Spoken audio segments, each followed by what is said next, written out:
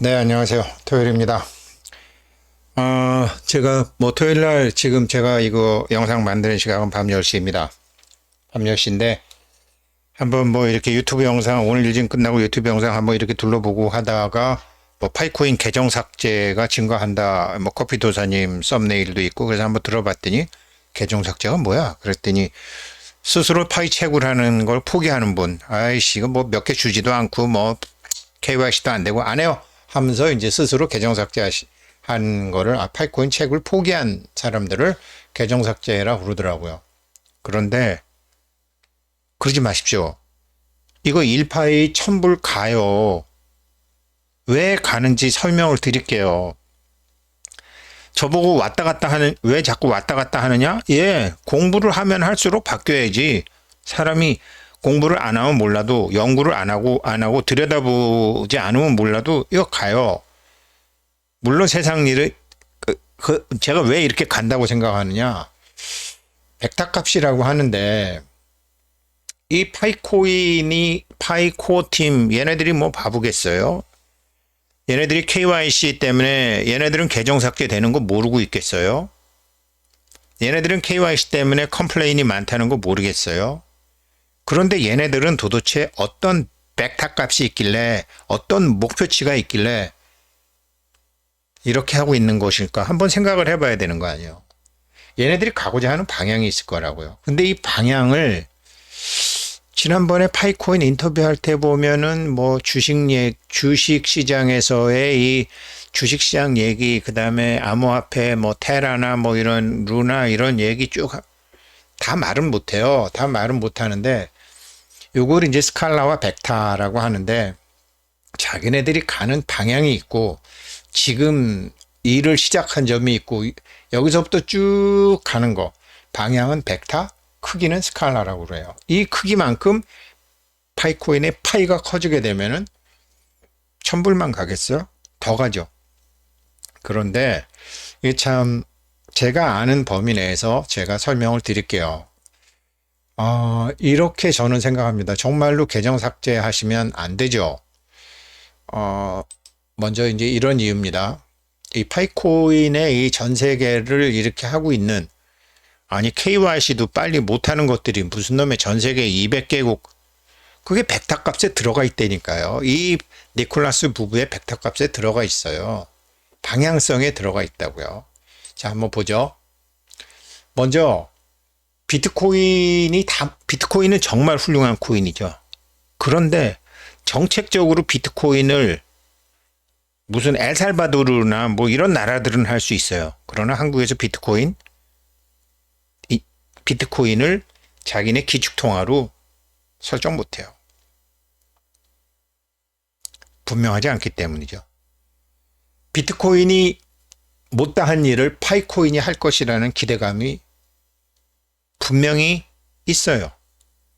저도 갖고 있지만 니콜라스 부부가 갖고 있어요. 왜 그러냐면 우리가 금융위기라는 말 하잖아요. 금융위기, 금융강국, 저희 때 IMF도 겪었었고, 제가 40대 초반에 IMF도 겪었었고, 또, 40대 후반에 세계 서브프라임 모기지 사건도 있고, 요번에 또 금융위기가 왔는데, 아니, 세계 금융위기가 왜 왔냐고요. 왜, 금융위기가 세계 경제에 등장한 지가요, 50년도 안 돼요. 50년? 30년밖에 안 돼요. 금융위기라는 말이 세상에 나온 지. 그러니까 이게 코인이 나온 지 얼마 안 돼갖고 지금 사람들이 잘 모르는 것처럼 블록체인이 세상에 나온 지가 얼마 안 되는데 잘 모르는 것처럼 이 금융위기라는 것의 본질에 대해서 사람들이 잘 모르고 금융위기에 대해서 본격적으로 고민한 게 2008년도부터 고민을 했다고요. 경제학자들이 금융위기에 대한 게 과거 경제학에 없어요. 왜 금융위기는 언제부터 생겼냐? 글로벌리즘, 소위 세계화라는 말을 하면서부터 시작이 됐어요. 우리도 경제화, 세계화 어쩌고저쩌고 하다가 껍죽대다가 정말 우리나라 일본 놈들 일제시대 때 그 일본 놈들 재산 미국이 우리 줘서 갖고 있었던 거 다 날려 먹었잖아요. 거기서 글로벌리즘이 뭔지 모르고 전부 하다가 다 날려 먹었잖아요. 그러니까 금융위기에 대한 거는 금융위기가 세계화되기 전에는 금융위기라는 말이 없었었어요. 자본이 왔다 갔다 하고 1970년도에 그 브레튼 우즈 체제인가 뭐 그거 하면서 이렇게 외환이 서로 왔다 갔다 하는 그러니까 브레튼 우즈 체제가 붕괴되면서 이제 새로운 고정환율제가 무너지고 변동환율제로 가면서 이제 그때부터 변동환율제가 되는데 이게 환율 변동을 중국 빼놓고는 다 솔직하게 했거든요. 중국 빼놓고는 일반적으로. 중국은 제가 어제도 말씀드렸지만 얘네는 30년간 무역 흑자인데 그렇게 해서 벌어들인 돈 다 어디 간 거야. 지금 세계 경제학자들이 중국이 부도가 안 나는 이유를 모르고 있어요. 세계 경제학자들이 예측하는 방식으로 중국은 절대로 붕괴 안 해요. 체제가 다르기 때문에 다른 방식으로 붕괴가 되죠. 중국은 이 세계화, 금융위기 세계화에 대한 연구를 아주 무식한 방법으로 안 당하는 방법을 연구한 거예요. 마치 파이코인이 이런 무지막지한 무식한 방법으로 KYC를 하는 것처럼. 왜 그러냐면 이 아날로그의 안전성이 있거든요. 디지털은 알고리즘은 어디서 뻑이 나도 뻑이 날 수 있단 말이에요. 그런데 무식한 방법은 뻑이 안 난다고요. 버티는 거지. 그래서 글로벌리즘에 대한 거를 사람들이 잘 모른다. 이게 잘 몰랐다. 금융위기는 언제부터 생기느냐? 글로벌 불균형. 이 환율도 막 뭐 어떤 나라는 조작하고 예전에 다 못 살 때는 상관없는데 전반적으로 다 잘 살기 시작하면서 글로벌 불균형이 시작이 되면서 특히 못 사는 나라들이 돈이 생기면서 못 사는 나라 중에서 돈이 생긴 대표적인 나라가 한국이잖아요. 한국이 이 후진국의 성장 모델이잖아요. 지금 뭐 전부 다 한국을 배운다고 뭐 한강의 기적이 어쩌고 저쩌고 중국도 그렇고 아프리카 다 뭐 새마을 운동이 어쩌고 저쩌고 하는 게 못 살던 나라들이 돈을 가지면서 우리도 껍죽대다가 그래서 IMF로 망했죠. 그게 외환위기였죠. 지금 미국이 이렇게 망가지기 전에 뭐 터키니 뭐 엘살바도르니 뭐예요 베네수엘라니 신흥국에서 어떤 문제가 생기면서 미국의 금융위기로 항상 오잖아요. 그러니까 이게 금융위기는 항상 글로벌 불균형부터 생겼다. 이 글로벌 불균형, 못 사는 나라들이 돈이 생기면서부터 생겼다. 못 사는 나라들이 자원만 갖고 있다가 돈이 생기면서 문제가 생기는 거예요. 그래서 금융위기에 대한 경제학자들이 반성을 하기 시작한 게 그렇게 오래 안 돼요. 2008년도 이후에 미국에 왜 이렇게 금융위기가 자주 오지? 금융하는 놈들이 사악한 놈들이라서? 아니죠.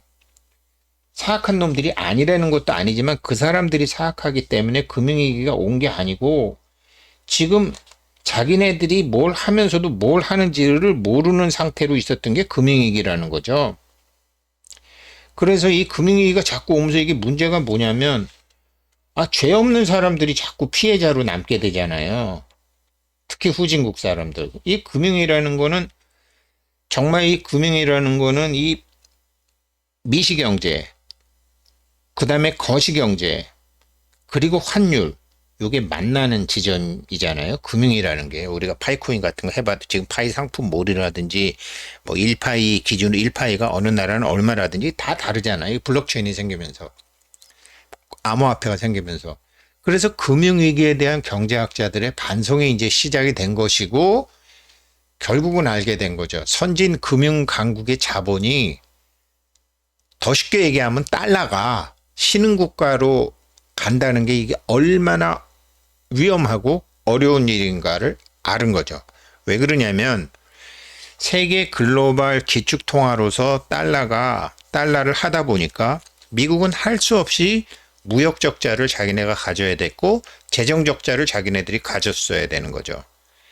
그래서 자기네들의 세계 글로벌 금융 시스템을 유지하기 위해서 자기네들은 재정 적자와 무역 적자를 가지고 그 대신 거기서 적자가 난 것을 다시 달러 발행으로 메꾸고, 그런데 이거를 어떤 다른 나라도 미국이 문제가 있는 것을 알면서도 못하는 이유가, 금융이라는 것은 글로벌 불균형에서 오기 때문에 중국이 암만 부자가 돼도 이거를 못하고, 유럽이 암만 자기네들이 부자가 돼도 이거를 못해요. 왜 그러냐면 이게 잘못되면 중국은 공산당이 붕괴하고, 유럽은 EU라는 게 언제든지 다시 찢어질 수 있는 거잖아요. 미국은 어찌됐건 그냥 한 지붕 쉬운 한 가족이 그냥 사니까. 그러면서 이게 선의의 피해자들이 미국 내에서도 생기고 신흥국에서도 많이 생기는 거죠. 처음엔 신흥국 때문에 문제가 생겼다가 그 신흥국의 문제는 여태까지는 달러 문제였고, 그 달러 문제가 미국에도 전달이 돼갖고 미국이 항상 작살이 나는 이제 이런 문화가 금융위기라는 것이 생기게 된 거죠. 자, 그래서 이거를 이제 어떡하냐. 이게 국제금융이 이렇게 파국으로 가게 되면은 이게 참 너무나 일련의 고통스러운 대가를 다 치르게 되잖아요. 그래서 이걸 어떻게 할 것이냐. 아무도 답을 못 내고 있을 때 제가 이 사람들 인터뷰를 지금도 간혹 봐요. 이 사람들이 하고자 하는 말하지 못한, 그리고 앞으로도 말하지 못할 진실이 이 사람들 인터뷰에 있어요. 그거는 그 대표적인 이 사람들 인터뷰에 보게 되면 KYC에 대한 자부심이 넘쳐나요. KYC에 대한 자부심이 넘쳐나요. 이 사람들의 KYC 정책은 금융위기를 해결할 수 있는, 전 세계 미국 중심의 그 달러 기축통화로서의 금융위기를 해결할 수 있는, 신흥국에서 생긴 돈이 이 경제 대국들과 이 순환하는 과정에서 순환이 안 되는 거거든요. 중국이요? 엄청난 무역 흑자에서 생긴 달러를 시장에다 풀지 않아요.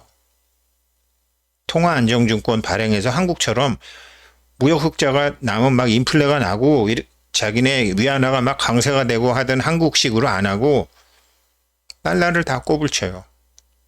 그리고 위안화를 찍어서 불리고 그 달러화가 중국에서 돌아다니지 못하게 해요.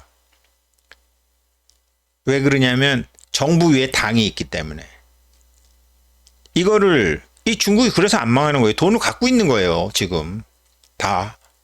어쩌고 저쩌고 해도 그 돈이 뭐 미국에도 가 있고, 일본에도 가 있고, 한국에도 와 있고, 그런데 이제 서서히 지금 그거를 경제가 어려우니까 갖고 가는 거죠. 그러니까 중국을 제외한 다른 나라들은 무역 흑자가 나서 외화가 들어오면 그 외화를 팔아서 자국 통화로 돌아야 되는데, 이렇게 되면 통화 증발 효과가 나서 인플레이션이 생기기 때문에 이거를 통화 안정증권을 발행을 해서 다시 돈을 끄잡아 당겼는데, 중국은 통화 안정증권 발행 안 했어요. 30년 동안. 이런 국제 금융시장과 별도의 금고 속에 무역 흑자니 여러 가지를 갖고 있었다고요. 미국이 달러가 기축통화로 망하게 되면 자기네들이 하거나 그것으로 다른 이런 1대1로도 하고 어떻게 하려고. 그런 생각을 이제 중국의 지도자들은 하고 있었다라는 거죠. 벌써 15분 됐는데, 아무튼 그래서 파이코인이 지금 제가 이 사람들 인터뷰에 KYC에 대한 프라이드가 나오는데, 이 사람들의 KYC 정책을 보게 되면 지금 이런 1970년도 이후에 금융위기라는 것이 다시는 발생하지 않을 방법. 금융위기의 문제는 항상 신흥국에서 돈이 생기면서 신흥국과 선진국 사이에 자본순환이 문제가 생기고, 이 자본순환을 여태까지 푸는 방법으로는 파생 상품으로 풀었는데 그 파생 상품 갖고도 안 되고 그 파생 상품 때문에 터진 게 서브프라임 모기지 사건이고 이러지도 저러지도 못하는데 전생에 나라를 구했나 사토시 나카모토라는 사람이 비트코인이라는 암호화폐를 세상에 내놓은 거예요. 그랬는데 암호화폐 비트코인이라는 암호화폐가 얘가 네 집 자식인지 이걸 도무지 알 수가 없는 거야. 비트코인한테 맡기기에는 각국의 중앙 정부의 권력자들이 통화 및 외환이나 자본의 이동을 전혀 몰라. 알 수가 없어. 막을 수가 없어. 이건 뭐 우리나라도 비트코인 3개 이상 안 됩니다. 뭐 하루에 1회에 100만 원 이상 안 됩니다. 이러면 경제가 또 막혀. 이 문제를 이 사람들이 들고 나왔어요. 제가 이어서 다시 할게요. 네. 1편하고 2편에 이어서 하겠습니다.